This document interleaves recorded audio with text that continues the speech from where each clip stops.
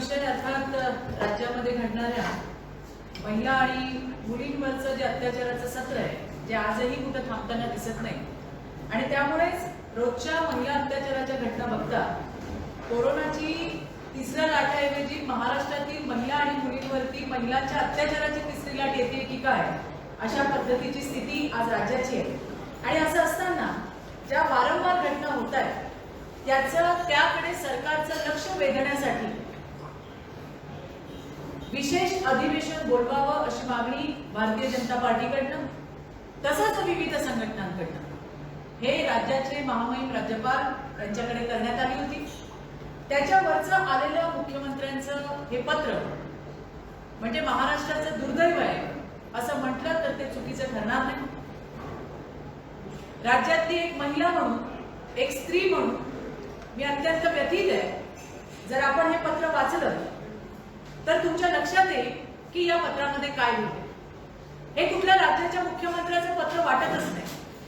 मुख्यमंत्री म्हणतात की मी कुटुंबाचा प्रमुख आहे, पण या कुटुंब प्रमुखाला हे माहिती आहे का की आपल्या नाकाखाली ज्या ठिकाणी आपण मुख्यमंत्री आहोत त्या महाराष्ट्रामध्ये काय काय चाललंय। आम्ही याच्यामध्ये फार लांब जाण्याची गरज नाही। अगदी थोड्याच गोष्टींचा गोषवारा यामध्ये लिहिला होता। त्याच्यामध्ये अर्थात आता घटना वाढणारच आहे, ज्यामध्ये अगदी पुण्यातल्या 13.5 वर्षाच्या मुलीवरती 14 जणांनी केलेला बलात्कार, 6 वर्षाच्या मुलीवरती झालेला बलात्कार, ठाणे महानगरपालिकेच्या सहाय्यक आयुक्तांची बोटं छाटली, त्यांच्या अंगरक्षकाचं बोट छाटलं।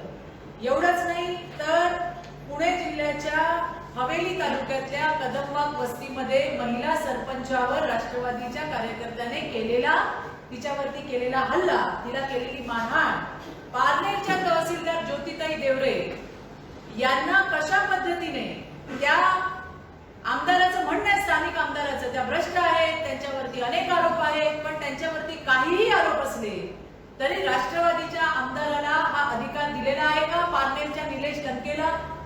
हे मला मुख्यमंत्र्यांना विचारायचंय, मला उपमुख्यमंत्र्यांना विचारायचंय की त्या महिलेला अॅट्रॉसिटीच्या धमक्या देणं, पारनेरच्या ग्रामीण रुग्णालयामध्ये असलेल्या महिला वैद्यकीय अधिकारी आणि तिथे असलेली डॉक्टर हिच्या अंगावर धावून जाणं, त्यांना गलिच्छ शिवीगाळ करणं, त्यांच्या कनिष्ठ लिपिकाला मारहाण करणं आणि अजूनही त्याच्यावरती गुन्हा दाखल झालेला नाहीये। मुख्यमंत्री महोदय, पुन्हा तुम्हाला मी सांगतेय, एवढंच नाही, अमरावतीच्या 17 वर्षाच्या मुलीवरती त्या ठिकाणी बलात्कार झाला। 7 महिन्याच्या गर्भवती मुलीने गळफास लावून स्वतःला संपवली। या होत्या आधीच्या। त्याच्यानंतरची जी घटना झाली ती अतिशय अमानवीय अशी घटना, जी साकीनाक्याची घटना घडली। 32 वर्षाच्या महिलेवरती ज्या पद्धतीने अमानवीय आणि निर्घृण अशा पद्धतीने तिच्यावरती बलात्कार झाला, तिला मारून टाकण्यात आलं, तिची हत्या करण्यात आली। मी माझ्या आयुष्यात मी अशी घटना कधीही पाहिली नव्हती। एखाद्या महिलाच्या शरीराची विटंबना मी आजपर्यंत अशी पाहिली नव्हती की जी घटना त्या ठिकाणी घडली। आणि त्याच्यानंतर आपण बघतोय अशा खूप घटना आहेत, मी बोलणार आहे त्या घटनेवरती। साकीनाका आणि अमरावतीची पीडिता, तिची चितेची आग थंड होत नाही तोपर्यंत लगेच आळेपाट्याला अल्पवयीन मुलीवर बलात्कार। नाशिकमध्ये एक 2 व्हीलर वर जाणाऱ्या मुलीला अडवून गाडीत नेऊन तिच्यावर बलात्कार केला मुख्यमंत्री महोदय। अमरावतीमध्ये 7 वर्षाच्या मुलीवर बलात्कार, उल्हासनगरमध्ये बलात्कार, आणि हे रोज बलात्कार चालले। काल परभणीच्या सोनपेठमध्ये दिघोळ तांड्यावरची आमची एक 17 वर्षाची मुलगी, जिच्यावर तिघांनी अपहरण करून तिच्यावर तिघांनी बलात्कार केला, तिचे लचके तोडले, 8 दिवस मृत्यूशी झुंज देत होती ती, आणि काल तिने तिचा त्या ठिकाणी जीव सोडला। या घटना घडतायत। तुमचे सर्वज्ञानी म्हणतात की गृह मंत्रालयाचं काम आहे ज्याच्याबद्दल मुख्यमंत्र्यांना माहिती नसते, म्हणून या सगळ्या घटनांचा गोषवारा मी तुम्हाला वाचून दाखवला की राज्यामध्ये काय काय चाललंय याची आपल्याला कल्पना आहे का? आणि या घटना रोज घडतायत। आज सुद्धा महाबळेश्वरमध्ये माहिती घ्या होम डिपार्टमेंट कडनं, एका अल्पवयीन मुलगी, तिच्यावरती अत्याचार झाला आणि आता तिची प्रसूती झाली। आताचीच घटना अगदी काही तासांपूर्वीची असेल, आणि या घटना मुख्यमंत्री महोदय रोज घडतायत राज्यामध्ये। आणि त्याच्यासाठी महिला अधिवेशन, विशेष महिला अधिवेशन बोलवण्याची मागणी केली तर त्यात गैर होती। तुम्ही याच्यामध्ये गोषवारा दिलाय की गुजरातमध्ये किती घटना रोज होतात, कशा होतात, काय होतात, किती महिला बेपत्ता झाल्या। तुमच्या राज्याच्या डीजींना एकदा बोलवा,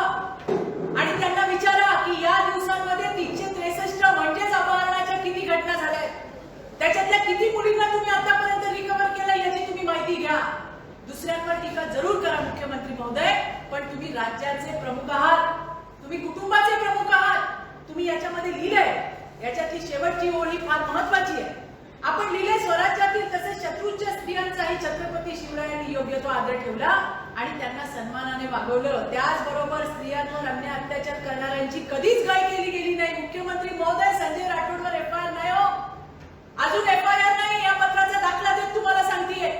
तो निलेश लंके त्या ठिकाणी मनमानी करतोय, दादागिरी करतोय. तुम्ही ज्योती देवरेची ट्रान्सफर नाही केली. तुम्ही राज्यातल्या 500हून अधिक महिला तहसीलदारांचं त्या ठिकाणी मनोबल खच्चीकरण करायचं काम केलं मुख्यमंत्री महोदय. हे तुम्हाला मी सांगतेय. तो मेहबूब शेख 376चा गुन्हा दाखल आहे, कोर्टाने ताशेरे ओढलेले, पण तो आज त्या ठिकाणी मोकाट फिरताना आपल्याला दिसतो. अशा किती घटना तुम्हाला मी सांगतो. आणि हे सगळं त्याच तुम्ही शिवछत्रपती शिवाजी महाराजांचं नाव घेऊन जे तुम्ही लिहिलेलं आहे, महाराज असते तर तुम्हाला ढकलून दिलं असतं या सरकारला. अशा पद्धतीची परिस्थिती तुम्ही करून दिली. एवढ्या घटना होत असताना सर्वज्ञानी म्हणतात, काय म्हणतात सर्वज्ञानी म्हणतात, असं काय घडलंय अधिवेशन घ्यायला? अहो, तुम्हाला तर तोंडाचा फेस तुमचा निघतो. दिवसातून 4-4 वेळा हे सांगताना की 5 वर्ष आमच्या सरकारला धोका नाही आणि 5 वर्ष आमच्या सरकारला धोका नाही. याच्या पलीकडे तुम्ही बोलताच काय? तुम्हाला माहिती आहे की काय घटना चालल्या राज्यामध्ये? तुम्ही म्हणता राज्यपालांना विरोधकांची थोबाड फोडायला पाहिजे. थोबाड फोडा, सरकारचं थोबाड फोडा. आहे तुमच्या हिंमत? आज इतक्या घटना होत असताना सुद्धा शंडासारखं हे सरकार बसलेलं असं म्हटलं तर चुकीचं ठरणार नाही. कसल्या गमजा मारतात? महिला सक्षमीकरण आणि सशक्तीकरण हे फक्त आणि फक्त या सरकारच्या घोषणांमध्ये बाकी राहिले. सांगा, उत्तर द्या. इतक्या घटना आम्ही तुम्हाला सांगितल्या, काय केलं हो तुम्ही? अहो, जोपर्यंत या राज्यातली बाई, या राज्यातली मुलगी मरत नाही, तिला मारून टाकलं जात नाही, ती आत्महत्या करत नाही, तोपर्यंत तुम्हाला जाग येत नाही हो. आणि तुम्ही असं विचारता की अधिवेशनाची गरज काय? हे बोलणाऱ्यालाच लाज वाटली पाहिजे.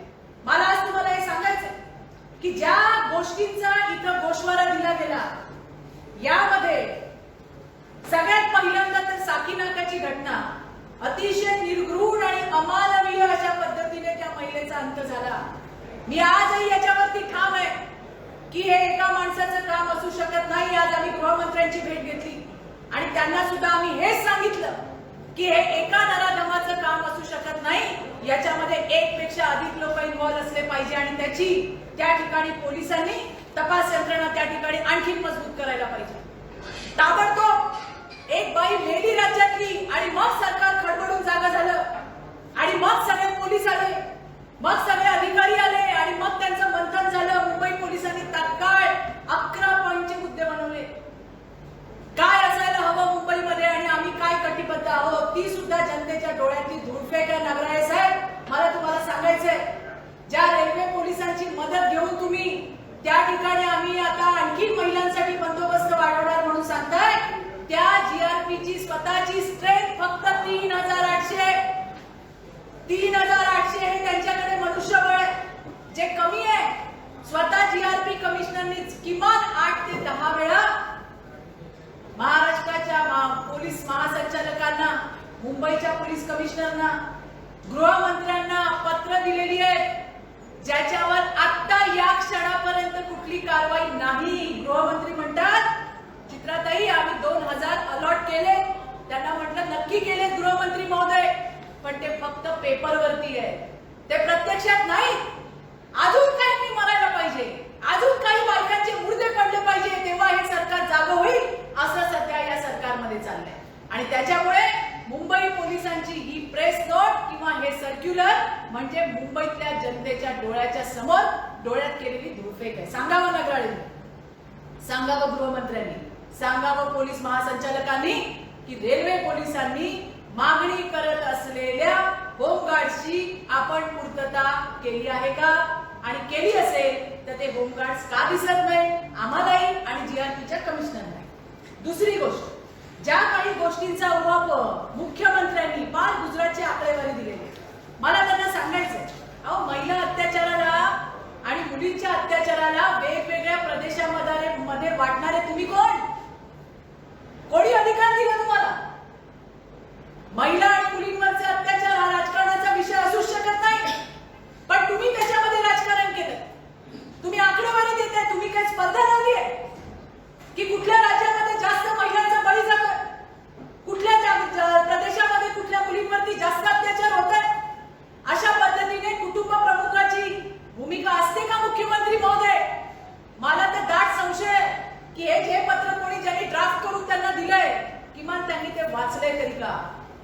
किमान त्यांनी ते वाचले तरी का याची मला दाट संशय आहे. मुख्यमंत्री महोदय कुटुंब प्रमुख असा नसतो. अहो, या देशातल्या प्रत्येक घटना, प्रत्येक प्रदेशामध्ये घडणारी घटना ही अतिशय वेदनादायी आहे, दुःखदायी आहे. पण ज्या महाराष्ट्रामध्ये आम्ही राहतो, ज्या ठिकाणी आमची ही कर्मभूमी, आमची नाळ या ठिकाणी पुरली आहे, एकदा नाही 100 वेळा प्रश्न विचारू तुम्हाला आणि सत्ताधारी म्हणून तुम्हाला त्या प्रश्नांची उत्तरं द्यावी लागतील. तुम्ही इतर प्रदेशांचं काय सांगताय? ज्या ठिकाणी तुम्ही मुख्यमंत्री आहात, तुमच्या नाकाखाली काय चाललंय याची तुम्हाला कल्पना आहे? फास्ट ट्रॅकचं नाव सांगता. एखादी घटना झाली की सरकारने आता सोल्युशन काढलेलं आहे, लोकांना सांगून टाकायचं काय, फास्ट ट्रॅक कोर्टमध्ये आम्ही आता केस लढवणार आहोत. तुम्हाला माहिती आहे मुख्यमंत्री महोदय, फास्ट ट्रॅक कोर्टमध्ये किती केसेस पेंडिंग आहे? तुम्हाला माहिती आहे मुख्यमंत्री महोदय की फास्ट ट्रॅक मध्ये किती केसेस सॉल्व्ह झालेले आहेत? तुम्हाला हे माहिती आहे मुख्यमंत्री महोदय महाराष्ट्राचा कन्व्हिक्शन रेट काय आहे? नसेल तर गृह मंत्रालयाकडनं माहिती करून घ्या आणि मग तुम्ही आमच्याशी बोलायला या. तुम्हाला मी आज आकडे सांगते. फास्ट ट्रॅक कोर्ट मध्ये 1,68,231 केसेस आहेत. त्याच्यामधल्या 5,119 या केसेस सॉल्व्ह झालेल्या आहेत आणि आजतागायत 1,63,112 फास्ट ट्रॅक मध्ये केसेस पेंडिंग आहेत. मुख्यमंत्री महोदय याच्यामध्ये आता 113 करून टाका, कारण परवा तुम्ही साकी नाक्याच्या याच्यात सांगितलं की आता आम्ही ही केस फास्ट ट्रॅक मध्ये घेतोय. का लोकांना खोटं बोल, म्हणजे लोकांना वेडं बनवायचं काम करताय, वेडं बनवायचं काम करताय. एका बाईचा जीव गेलाय, लिहून पाठवताय 20 लाखाचं आर्थिक सहाय्य केलं. काय मेहरबानी केली? मेहरबानी केली तुम्ही? या राज्यातल्या प्रत्येक घटकाचं रक्षण करणं हे मुख्यमंत्र्यांचं दायित्व आहे, सरकारचं दायित्व आहे. आणि त्याच्यामुळे तुमच्या हलगर्जीपणामुळे असे जीव जात आहे. सरकार कुणाचंही असू दे, पण त्या त्या वेळेला सरकार काय भूमिका घेतं महिलांच्या अत्याचारावर हे बघणं महत्वाचं असतं. तुम्ही आल्यापासून या बलात्काऱ्यांना राजाश्रय द्यायचं काम, या बलात्काऱ्यांना अभय देण्याचं काम आणि या बलात्काऱ्यांना शक्ती देण्याचं काम केलंय. आणि त्याची परिणिती आहे की राज्यातल्या विकृतांचं मनोबल तुम्ही या ठिकाणी मुख्यमंत्री महोदय वाढवलेलं आहे. कन्व्हिक्शन रेट महाराष्ट्राचा सांगू तुम्हाला, महाराष्ट्राचा कन्व्हिक्शन रेट आहे फक्त 13.2, 13.2. आणि ज्या उत्तर प्रदेशच्या नावाने तुम्ही गळे काढता मुख्यमंत्री महोदय, तिथला कन्व्हिक्शन रेट आहे 55.2.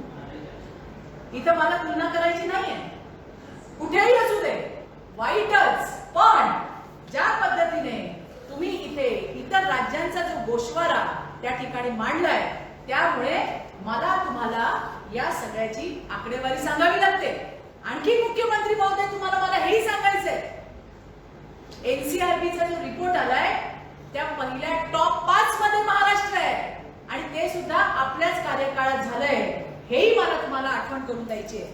आणि त्यामुळे या ज्या काही घटना राज्यामध्ये चाललेल्या आहेत, तुम्हाला जर असं वाटत असेल की विरोधी पक्षाने यावर बोलूच नये, तर असं होणार नाही. आम्ही बोलणार, एकदा नाही 100 वेळा बोलणार. कायदा आणि सुव्यवस्थेचे इतके वाईट भिंडवडे निघालेले आम्ही आजपर्यंत कधीच बघितले नाही, जे आम्ही आत्ताच्या राज्यामध्ये बघतोय. आणि यासाठी SC ST अॅट्रॉसिटी प्रमाणे वुमन अॅट्रॉसिटी आयडेंटिफाय व्हाव्या. मग त्याच्यामध्ये 498 येईल, 376 येईल, 509 येईल, 354 येईल. एक्सपर्ट बसवा. सरकार काही करू शकतं, सरकारला कुठली गोष्ट अशक्य नाहीये. त्यामुळे तुम्ही एक्सपर्ट बसवा आणि वुमन अॅट्रॉसिटीज आयडेंटिफाय करा. SC ST अॅट्रॉसिटी प्रमाणेच वुमन अॅट्रॉसिटीला अँटिसिपेटरी बेल हा बार असला पाहिजे. त्याच्यासाठी स्पेशल कोर्ट्स आहेत, तसे वुमन अॅट्रॉसिटीला असले पाहिजे. टाइम बाउंडिंग आहे, सेशन कोर्ट असेल, हाय कोर्ट असेल, त्या पद्धतीने वुमन अॅट्रॉसिटीला असलं पाहिजे. आज या सगळ्या गोष्टी मी गृहमंत्र्यांशी बोलले आणि त्यांना मी सांगितलं. ते म्हटले की मी याच्यावरती लक्ष घालतो आणि मी बघतो, असं त्यांचं मला उत्तर होतं. बघूयात ते काय करताय. पण ज्या पद्धतीने भाषा केली जाते की हे अधिवेशन कोणासाठी, काय गरज आहे या गोष्टींची, त्यांच्या तर खरोखरच थोबाड फोडावं असं वाटतं. आणि थोबाड फोडायची भाषा तुम्ही विरोधकांना करता, असेल हिंमत तर सरकारचं थोबाड फोडा. असेल हिंमत तर जे आहेत अत्याचारी, तुमचे दुराचारी, तुमचे सगळे बगलबच्चे मंत्री आमदार, अहो आजपर्यंत आम्ही असं कधी बघितलं नाही की राज्यातल्या बायका आमदारांवर बलात्काराचे आरोप करतात. लाज वाटली पाहिजे. आणि तुम्ही म्हणता ही शिवशाही आहे, ही शिवशाही नाहीये, ही मोगलाई आहे.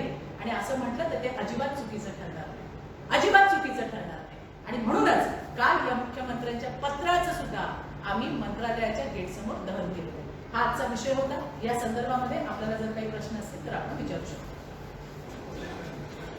सगळ्या महिला आमदार काही पत्र लिहिणार आहेत का मुख्यमंत्र्यांना? नाही, मला त्याच्याबद्दलची कल्पना नाहीये, परंतु त्यांनी लिहावं. सगळ्या म्हणजे राज्यातल्या सगळ्या महिला आमदारांनी लिहावं. मग त्या काही फक्त भारतीय जनता पार्टीच्या नाहीये, सगळ्यांनी मिळून लिहावं. हा प्रश्नच राजकारणाच्या पलीकडचा आहे. ज्या वेळेला आम्ही बोलतो त्यावेळेला सरकार म्हणतं की भारतीय जनता पार्टी किंवा विरोधक हे राजकारण करतात, आणि आज हे मुख्यमंत्र्यांनी पत्र लिहिलंय याला आपण समाजकारण म्हणणार का? याचं उत्तर सुद्धा त्यांनी द्यायचंय. कालचं पत्र जे आहे मुख्यमंत्र्यांचं, तुम्हाला काय वाटतं कुणी लिहून दिलेलं असेल कोणतरी लिहून देणार? मी तर म्हटलं की कोणी लिहिलंय याच्याबद्दल तरी त्यांना म्हणजे काय लिहिलंय ते तरी त्यांनी वाचलंय की नाही मला माहित नाही. पण ज्या पद्धतीने सर्वज्ञांनी त्या ठिकाणी आले आणि म्हणले की काय अधिवेशनची गरज आहे, मला तर कमालच वाटली. कारण त्यांच्याकडे 5 वर्ष आमचं सरकार टिकणार आहे हे दिवसातून 3 वेळा त्यांना बोलायचं. त्याच्या पलीकडे त्यांना काही कन्सर्न नाही की कुठल्या गोष्टीसाठी आपण बोलायचंय. ते फक्त पुढे येत आहे. सरकारला धोका नाही. आमचं सर अरे बाबा लखला बसून तुमचं सरकार तुम्हाला, पण तुम्ही सरकार म्हणून काय दायित्व घेणार की नाही, की फक्त एकमेकांची मखलाशी करणार? बाकीच्या कुठल्या मुद्द्यांवरती मी या सरकारला एकत्र येताना बघितलं नाही. पण येस, बलात्कारांना वाचवायला मात्र हे सरकार आघाडीवर आहे. त्या ठिकाणी एकमेकाची पाठराखण करायला दिसतात. हा म्हणतो तसं नाही, दुसरा म्हणतो चुकीचा आरोप झाला, तिसरा म्हणतो की नाही पुराव्यांच्या शिवायच तुम्ही बोलताय. अहो सगळ्या दुनियेने बघितलंय राज्यामध्ये छत्रपती शिवाजी महाराज, मा जिजाऊ, रमाई भीमाई आणि सावित्रीच्या महाराष्ट्रामध्ये FIR दाखल करायला आम्हाला कोर्टात जावं लागतंय. ही तर महाराष्ट्राची सत्यस्थिती आहे. मुख्यमंत्री महोदय, शिवसेनेचा असाही आरोप आहे की राज्यपाल हे भाजपच्या सांगण्यावर वापरतात अशा पद्धतीचं पत्र. अहो घटनात्मक आहे ते. आणि त्या महिलांच्या भूमिका मुख्यमंत्र्यांनी आतापर्यंत किती शिष्टमंडळांना भेटी दिल्या? मला एखादं दाखवावं. आम्ही पण वेळ घेतो, आम्हाला तर वेळ मिळत नाही. आज गृहमंत्र्यांची वेळ घेतली आणि त्यांना जाऊन त्यांना हे सगळं सांगितलं. ते म्हटले हो मी पाहतो. त्याच्यामुळे मुख्यमंत्री ना कुणाला भेटत ना त्या ठिकाणी कुणाला वेळ देत. आणि खरोखर मुख्यमंत्र्यांना डेटा जर हवा असेल तर त्यांनी नक्की आम्हाला वेळ द्यावी. मी त्यांना जाऊन भेटून सगळा सविस्तर डेटा द्यायला तयार आहे. NCRTचं सावंतांनी आज सांगितलं की उपप्रमुख सवाल दुसऱ्या बाजूला तुम्ही सांगताय की आधीच्या गव्हर्नमेंटमध्ये पोलिसांच्या काळामध्ये सगळ्यात जास्त गुन्हे होत होते असं सोबत अहो सरकार कुणाचं पण असू दे, माझा हा आजही दावा नाहीये की उद्या भाजपचं सरकार आल्यावर सगळं बंद होणार आहे. पण ज्या वेळेला अशा घटना होतात त्यावेळेला सरकार म्हणून सरकार काय भूमिका घेते हे महत्वाचं आहे की नाही? आणि या सरकारने काय केले आपण मागच्या फेब्रुवारी पासून आपण पाहतोय. मग तो संजय राठोड असेल, मग तो निलेश लंके असेल, मग तो मेहबूब शेख असेल, अशी किती नावं तुम्हाला मी सांगू, किती आमदार सांगू? हे लोक धार्जिणं सरकार नाहीये. हे त्यांचे मंत्री आमदार आणि त्यांच्या बगल बच्च्यांचं धार्जिणं सरकार आहे. आणि त्याच्यामुळेच या विकृतांची या ठिकाणी मनोबल वाढताना आपल्याला दिसले. महाराष्ट्र टॉप 5 मध्ये NCRTच्या. नसेल माहिती तर माहिती घ्या. आणि तरी तुम्हाला आणखी माहिती असेल मुख्यमंत्री महोदय आम्हाला वेळ द्या, आम्ही यायला तयार आहोत. मुख्यमंत्री असे म्हणतात की महाराष्ट्राचं सरकार आहे ते शिवरायांच्या विचारानं चाललेलं आहे आणि त्यांच्या परंपरेत चाललेलं आहे. ते कायम महिलांचा सन्मान केला जातो. महिलांचा सन्मान आम्ही बघितला ना. महिला सरपंचाला जाऊन तिथं थोबाडात मारणं, महिला तहसीलदार तिला अॅट्रॉसिटीच्या धमक्या देणं, महिला वैद्यकीय अधिकारी त्यांना गलिच्छ शिवीगाळ करणं, त्यांच्या अंगावर धावून जाणं आणि त्यांच्या लिपिकांना मारहाण केलं, हे आम्ही सगळं बघतोय.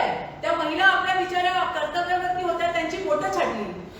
शिवाजी महाराजांनी तर शाहिस्तेखानाची बोटं छाटली होती. हे कोणाची छाटतात किंवा हे काय करतात? आणि त्याच्यामुळे शिवाजी महाराजांचं नाव घेण्याचा यांना काळीचा सुद्धा अधिकार नाही. मी आजही सांगते, महाराज असते तर यांना कडेलोट केला असता यांचा. फक्त महाराजांचं नाव वापरताय, शिवशाही तर अजिबातच नाही. रोज महिला मुली नागवल्या जात आहेत आणि ज्या पद्धतीने उठून पुन्हा आम्हालाच प्रश्न विचारतायत की अधिवेशनाची गरज काय, हे तर अतिशय दुर्दैवी आहे, अतिशय दुर्दैवी. कुठेतरी मुख्यमंत्री आपल्या पक्षातील असतील किंवा मित्र पक्ष असतील यांच्यामध्ये जे गुन्हे झालेले आहेत त्यांची नाराजी ओढू नये म्हणून कारवाई करतात. असू शकेल, असू शकेल, काही असू शकेल, पण कायदा सगळ्यांना सारखा आहे ना.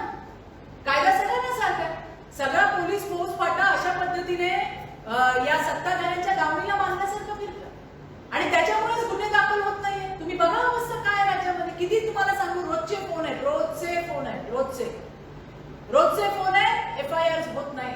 363च्या केसेस किती किती वाढल्यात, माझ्याकडे पत्र पडले, तुम्ही या प्रेस झाल्यानंतर तुम्हाला मी ती दाखवते की आमची मुलगी इकडून निघून गेली, तिकडून निघून गेली, पोलिसांचं काहीच आम्हाला उत्तर सुद्धा देत नाही. अशा किती घटना सांगू तुम्हाला. आणि त्याच्यामुळे कुटुंब प्रमुख म्हणून जी जबाबदारी मुख्यमंत्र्यांनी त्या ठिकाणी निभवायला पाहिजे ते निभवत नाहीयेत. आणि काल तर सर्वज्ञांनी हेच म्हटले की गृह मंत्रालयात काय चालतं हेच मुख्यमंत्र्यांना माहित नाही. आणि त्याच्यामुळे आम्ही रोज ट्विट पण करतोय. माझ्या तर सगळ्या ट्विटला आम्ही सीएमओ महाराष्ट्रांना टॅग करत असतो. माहित नाही ते पाहतात की नाही पाहतात, पण जे कोणी या प्रेसच्या माध्यमातून सांगते, जे कोण मुख्यमंत्र्यांचं ट्विटर हँडल त्या ठिकाणी हँडल करतायत, त्यांनी कृपया हे ट्विट जे आहेत ते मुख्यमंत्र्यांना दाखवावे. किमान रोजचा रेशिओ तर त्यांना कळेल की रोज काय काय होतंय आणि कुठे कुठे होतंय ते. मैम हिंदी में बता दीजिए, आज आपने गृह मंत्री से मुलाकात की, महिलाओं की सुरक्षा के विषय को लेकर क्या चर्चा हुई और क्या आपने बताया? हमने देखा कि महाराष्ट्र में आए दिन महिला और बच्चियों के साथ किस प्रकार का दुर्व्यवहार यहाँ पे हो रहा है, यहाँ पे रेप्स हो रहे हैं, यहाँ पे गैंग रेप्स हो रहे हैं. और इसी के लिए आए दिन आने वाली इन घटनाओं को देखते हुए हमने राज्य के महामहिम राज्यपाल साहब को वहाँ पे एक पत्र दिया था. और उसमें हमने मांग की थी कि एक विशेष अधिवेशन बुलाया जाए, जो की जरूरत है. हमने देखा कि कोरोना काल या कोरोना का नाम कहते हुए कोई सत्र यहाँ पे नहीं हो रहा है. ना किसानों के ऊपर बात हो रही है, ना कोई व्यापारियों के ऊपर हो रही है, ना कोई कष्टकरियों के ऊपर हो रही है, ना युवकों के ऊपर हो रही है, ना वुमन एट्रोसिटीज पे हो रही है. और आए दिन ये जो घटनाएं बढ़ रही है, इसलिए विशेष अधिवेशन बुलाया जाए, ये हमने मांग की थी. और उसके ऊपर मुख्यमंत्री साहब ने जो एक पत्र लिखा है वो बहुत ही दुर्दैवी पत्र है. उन्होंने और राज्य जो अनेक अलग अलग प्रदेश है उसका उन्होंने उसमें जिक्र किया है, जिसमें उन्होंने कहा है कि उत्तर प्रदेश में क्या हो रहा है, गुजरात में क्या हो रहा है. शॉर्ट में भाजपा शासित प्रदेश में होने वाले गुनहगारी के आंकड़े वहां पे दिए. मुझे ये कहना है कि इस देश में कहीं पे भी अगर ऐसी घटना होती है तो ये बड़ी दुर्दैवी घटना है और उसके लिए हमें संवेदना है. पर हम महाराष्ट्र में रहते हैं और इसलिए इस मिट्टी से हमारा कंसर्न है. यहाँ पे होने वाले हर गुने का हम आपको सवाल पूछेंगे और आपको उसका जवाब देना होगा.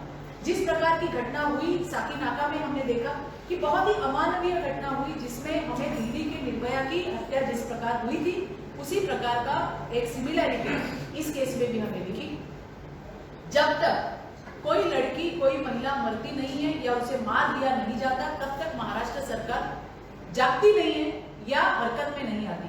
हमने देखा कि किस प्रकार से साकीनाका की केस हुई. तुरंत मुख्यमंत्री महोदय जी ने कहा कि हम फास्ट ट्रैक में ये केस डाल देंगे. तुरंत मुंबई के पुलिस कमिश्नर साहब ने एक जो है लेटर लिखा और उसमें 11 पॉइंट्स लिखे, जिसमें ये भी लिखा गया कि हम रेलवे पुलिस की मदद लेके, हालांकि रेलवे पुलिस की अपनी स्ट्रेंथ सिर्फ 3800 है और वहां के जीआरपी के कमिश्नर 8 से 10 पद जो है वो DGP, Mumbai CP, home minister इनको लिख चुके हैं कि हमें और लोगों की जरूरत है. आज मैंने गृह मंत्री साहब से ये सवाल पूछा, उन्होंने कहा कि हमने 2000 होमगार्ड रेलवे को दिए हैं, लेकिन मैंने भी उनसे यही कहा कि शायद दिए हैं लेकिन वो कागज नहीं है, क्योंकि अभी जीआरपी कमिश्नर से बात हुई है, अभी तक उनके पास इस प्रकार का कोई मनुष्यबल नहीं पहुंचा है. मतलब मुंबई के लोगों के आंखों में धूल झोंकने का काम ये वहां पे मुंबई पुलिस ने किया है. जिस फास्ट ट्रैक कोर्ट की बात हमारे मुख्यमंत्री महोदय करते हैं, मैं आपको ये बताना चाहूंगी कि फास्ट ट्रैक कोर्ट में अभी तक 1,68,231 ये टोटल केसेस है, जिसमें 100 केसेस सिर्फ 5,119 और पेंडिंग केसेस 1,63,112. उसमें साकीनाका की आप एक मिला लीजिए तो 113 इतने केसेस अभी तक पेंडिंग है. कन्विक्शन रेट अगर आज हम महाराष्ट्र का देखेंगे तो वो सिर्फ 13.2 है. और जिस उत्तर प्रदेश की बात हमेशा की जाती है, मुझे इसमें किसी की कंपैरिटी नहीं करनी है या कोई कंपैरिजन नहीं करना है, लेकिन जिसमें हम देखेंगे तो यूपी का conviction rate it is 55.2. NCRB का रिपोर्ट अभी आया है, जिसमें हमने राज्य के सम्माननीय मुख्यमंत्री महोदय के नेतृत्व में टॉप 5 में अपना स्थान वहां पे निश्चित किया है. और उस टॉप 5 महिला और बच्चियों के अत्याचार के मामले में महाराष्ट्र पहले 5 में है. और इसीलिए ये सारी बातें देखते हुए क्या मुख्यमंत्री साहब को पता है कि महाराष्ट्र में क्या चल रहा है? कल ही सर्वज्ञानी जो संजय राउत है, उन्होंने ये कहा कि विशेष अधिवेशन की जरूरत क्या है. तो रोज आए हुए, रोज हो रहे इन सारी बातों का कॉग्निजेंस इस सरकार को है या नहीं है? रोज घटनाएं हो रही है.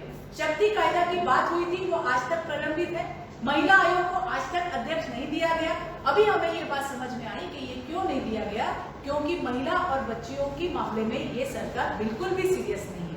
ये सरकार बलात्कारियों को राजस्व देने का काम करती है, बलात्कारियों को अभय देने का काम करती है, बलात्कारियों को शक्ति देने का काम करती है, और उसी का भुगतान राज्य की महिलाएं यहाँ पे भुगत रही है, छोटी बच्चियां भुगत रही है। कल की ही बात है, परभणी में एक 17 साल की बच्ची के साथ 3 दरिंदों ने उसका अपहरण किया और उसके साथ बलात्कार किया। 8 दिन उसने जो है वहां पे जहर पी लिया, 8 दिन अपने मौत से लड़ रही थी। कल उसका हृदय भी अंत हो गया। साकिनाका की घटना तो मैंने आज तक मेरी जिंदगी में ऐसी घटना नहीं देखी थी कि हमने देखा कि महिला की किस प्रकार से विडंबना होती है। और ये सारी घटना देखने के बावजूद भी अगर सर्वज्ञानी संजय राउत अगर ये कहते हैं कि विशेष अधिवेशन की क्या जरूरत है, तो मुझे तो बड़ी शर्म आती है, क्योंकि उनको तो दिन में 3 बार यही कहना है कि हमारी सरकार को कोई धोखा नहीं है। सुबह आते वही कहते, दोपहर में आते वही कहते, शाम को आते वही कहते, हमारी सरकार सुरक्षित है। आपकी सरकार सुरक्षित रहे, लेकिन आपकी जो जिम्मेदारी है उसके ऊपर भी आपका ध्यान होना बहुत ज्यादा जरूरी है। उन्होंने एक मराठी में ये भी कहा था राज्यपाल साहब को कि जो विरोधक है, जो विरोधी पक्ष है, उनको काय म्हणणार त्याला थोबाडात मारायला पाहिजे, उनको एक कान के नीचे क्या कहेंगे थप्पड़ मारना चाहिए। तो बिल्कुल थप्पड़ मारना चाहिए संजय राउत जी, थप्पड़ तो सरकार को लगना चाहिए। थप्पड़ तो उन दरिंदों को लगना चाहिए जिसके ऊपर अभी तक FIR नहीं हुआ। थप्पड़ तो उन दरिंदों को लगना चाहिए जिनके आज बलात्कार करने के बावजूद भी बाहर घूम रहे हैं कि आपको नहीं हुआ। और इस प्रकार का वक्तव्य जो हो रहा है वो पूरी तरह से दुर्दैवी है, और इसीलिए हम इसका जाहिर निषेध करते हैं। और हमने कल मुख्यमंत्री महोदय के इस पत्र की उनके मंत्रालय के गेट के सामने जला के अपना निषेध हमने व्यक्त किया। वुमेन कमीशन एक मुद्दा है जो वुमेन कमीशन अब तक अपॉइंटेड नहीं है महाराष्ट्र में, और साथ ही शक्ति कानून को लेकर भी जो अटका हुआ है, तो क्या आप मांग करेंगे कि इसको ऑर्डिनेंस के जरिए लागू कर देना चाहिए? मैं आपको ये बताती हूँ कि कल किसी ने तो हमें ये कहा था, एक महिला नेता ने कहा था कि महिला आयोग की जरूरत नहीं है, क्योंकि वहां पे आयोग के अध्यक्ष की जरूरत नहीं है, क्योंकि वहां पे काम चल रहा है। अभी आप देखिए, अगर महिला आयोग की जरूरत राज्य के सत्ता में बैठे हुए बड़े अगर किसी को नहीं लगती है, तो फिर ठीक है, महिला आयोग बर्खास्त ही कर दीजिए अगर आपको जरूरत ही नहीं लगती। और आपके बगल बच्चों को ही बचाने का वहां पे काम हो रहा है, इतनी घटनाएं हो रही है, कौन सी घटना का महिला आयोग ने कॉग्निजेंस लिया, वो भी बताने की जरूरत है। और इसीलिए इसका महत्व जो है वो बहुत ज्यादा है। लेकिन सरकार के मायने में महिला और बच्चियों की सुरक्षा ये बिल्कुल क्या करेंगे, जिसके कोई मायने ही नहीं है। कांग्रेस ने NCRB 2020 के डेटा का हवाला किया और कहा है कि उत्तर प्रदेश जो है वो सबसे ज्यादा टॉप है, और फडणवीस गवर्नमेंट के दौरान महिलाओं पर सबसे ज्यादा अत्याचार हुए, तो उसका आप कैसे जवाब? मुझे ये कहना है, सरकार किसकी भी हो, कल महाराष्ट्र में भारतीय जनता पार्टी की सरकार आती है तो एक दिन में सब क्राइम निकल जाएगा, ये मेरा बिल्कुल दावा नहीं है। लेकिन ये जो मुद्दा है महिला और बच्चियों के साथ होने वाले इस दुष्कर्मों का मुद्दा, ये राजनीतिक मुद्दा हो ही नहीं सकता। और इसीलिए मैं ये चाहती हूँ कि सरकार किसकी भी हो, आप उसके ऊपर एक्शन क्या लेते हो ये बहुत जरूरी है। और आज जब से ये सरकार आई है, हम संजय राठौर के केस से देख रहे हैं कि आज तक FIR उसमें नहीं हुआ, और हम देख रहे हैं कि हमें वहां पे PR दाखिल करनी पड़ी है। महबूब शेख के केस में वो घूम रहा है सब जगह पे। तीसरा वो नीलेश लंके, आपने तो कहा पेंडेमिक रूल है, और अगर इस प्रकार से हेल्थ वॉरियर को अगर आप मारेंगे, उनके साथ अगर दुर्व्यवहार होगा तो उसके ऊपर गुना दाखिल होगा। इतनी दहशत है, क्या बताऊं मैं आपको, क्यों बचाया जा रहा है? वो राष्ट्रवादी का आमदार इसलिए। और ये मैं कहना चाहती हूँ कि यहाँ पे ये मुद्दा राजनीतिक मुद्दा है ही नहीं। सरकार ने अपना काम करना चाहिए। मुख्यमंत्री साहब ने इसमें लिखा है कि मैं कुटुंब प्रमुख हूँ, मैं फैमिली का हेड हूँ, हेड ऑफ द फैमिली। इस प्रकार की बातें नहीं करता मुख्यमंत्री महोदय, कि जिस प्रकार से आपने और अलग अलग प्रदेश की इसमें आंकड़ेवारी दी है, बिल्कुल देनी चाहिए। लेकिन आपके नाम के नीचे जहाँ पे आप मुख्यमंत्री बैठे हो, आप मुझे बताइए कि आपको क्या पता है क्या क्या चल रहा है? वो आपके संजय राउत तो कहते हैं कि गृह मंत्रालय का तो मुख्यमंत्री साहब को कुछ पता ही नहीं होता, तो इसके लिए हम हमेशा ट्वीट करते हैं, और वो सारे @CMO महाराष्ट्र करते हैं। तो आपके जरिए मैं ये भी कहना चाहूंगी कि जो भी कोई CMO महाराष्ट्र का ट्विटर हैंडल मुख्यमंत्री साहब का हैंडल कर रहा है, कृपया रोज उसके प्रिंट आउट निकाल के मुख्यमंत्री साहब को दे दीजिए, तो पता लगेगा महाराष्ट्र में किधर क्या हो रहा है। प्रवीण दरेकर के ऊपर जिस तरीके से FIR रजिस्टर हुई है, उसको कैसे देखें? ये तो अभी क्या कहूं मैं, जिसमें ना कोई महिला का जिक्र है। आप पूरी वो जो प्रोग्राम में गए थे शिरूर के, आप पूरी वहां पे CD मंगवा लीजिए, उसमें ना किसी महिला का जिक्र है। ना किसी के बारे में, महिला का तो उसमें कोई जिक्र है ही नहीं। उन्होंने क्या कहा? उन्होंने ये कहा कि राष्ट्रवादी कांग्रेस पार्टी ये प्रस्थापितों का पक्ष है। क्या ये गलत है? ये साखर कारखाने मतलब शुगर फैक्ट्रीज चलाने वालों का पक्ष है। क्या ये गलत है? इसको कहा जाता है कि इसके लिए रंगलेला कालाचे मुके यानी जो क्रीम क्लास है उनके साथ रहने वाली ये पार्टी है। अगर ये कहा तो क्या ये गलत है? और ये वाक प्रचार है। जिस तत्परता से पुणे के पुलिस ने वहां पे 509 दाखिल किया है, क्या पुणे के पुलिस ने इसका इन्वेस्टिगेशन किया है? मुझे ये पूछना है, क्योंकि सांगली में काकरूड पुलिस स्टेशन, जिसके यहाँ एक महिला के ऊपर वो कह रही है कि मुझे आके कहां छुआ, मेरे साथ क्या क्या हुआ, 354 दाखिल होना चाहिए। पुलिस ने वहां के पीआई है, उन्होंने मुझे कहा कि चित्राताई हमारा इन्वेस्टिगेशन चल रहा है। तो ये तो मेरे लिए नई जानकारी है कि अगर 354 भी दाखिल करना है तो इनको इन्वेस्टिगेशन करना पड़ रहा है। तो क्या पुणे की पुलिस ने 509 दाखिल करते समय कोई इन्वेस्टिगेशन किया है? मुझे पुणे के पुलिस कमिश्नर अमिताभ गुप्ता जी से कहना है, गुप्ता साहब आप बहुत प्रॉम्प्ट हो काम में, लेकिन मैंने तो आपको अप्रिशिएट भी किया था जब 13.5 साल की बच्चियों के साथ 14 दलितों ने वहां पे दुष्कर्म किया, जिनको आपने 2 दिन में पकड़ा। पर संजय राठौर की केस में आप तो चुकी गए। तो मुझे अभी आपसे ये पूछना है, क्या प्रवीण दरेकर जी ने इस प्रकार का कोई वक्तव्य किया है? आपने उसकी छानबीन की है? क्या आपने देखा है? या फिर सत्ताधारी आके आपके पास बैठ जाएंगे और आप वहां पे एफआईआर लिख लेंगे? ऐसा कोई नया कानून तो महाराष्ट्र में बना नहीं है, क्योंकि हम देख रहे हैं कि आए दिन विरोधी पक्ष के अलग अलग कार्यकर्ता हो, नेता हो, उनके ऊपर एफआईआर लेने का सत्र है, उनके ऊपर गुने दाखिल करने का सत्र है। इसलिए मैं आपसे ये कहना चाहती हूँ कि बिल्कुल बेबुनियादी है, और इसे हम क्या कहेंगे अभी, ये बिल्कुल बेबुनियादी है, जिसका कोई हम कहेंगे कि जिसका कोई बेस ही नहीं है। और ऐसे बेस पे पुणे की पुलिस ने जो 509 का गुना दाखिल किया है, मैं अमिताभ गुप्ता जी से फोन करके ये पूछने वाली हूँ, क्या आपने वो पूरी सीढ़ी या वो पूरा वाकिया या वो पूरा भाषण सुना, या फिर सत्ताधारी पार्टी के लोग आपके सामने आके बैठेंगे और आप वहां पे एफआईआर लेंगे? और ज्या गोष्टीला शेंडा नाही, बुरखा नाही, निव्वळ मूर्खपणा, निव्वळ बावळटपणा आहे। राजे उमाजीच्या जयंतीला गेलेले प्रवीण दरेकर काय म्हणले? ते म्हणले राष्ट्रवादी हा प्रस्थापितांचा पक्ष, खोटं आहे का? साखर सम्राटांचा पक्ष, खोटं आहे का? रंगलेल्या गालाचे मुके घेणारा पक्ष, पण राष्ट्रवादीला ते बायकांच्याच गालाचं कसं काय वाटतं? मला तर कमालच वाटतं। वाक्प्रचार आहे मराठीचं, शिकून घ्या।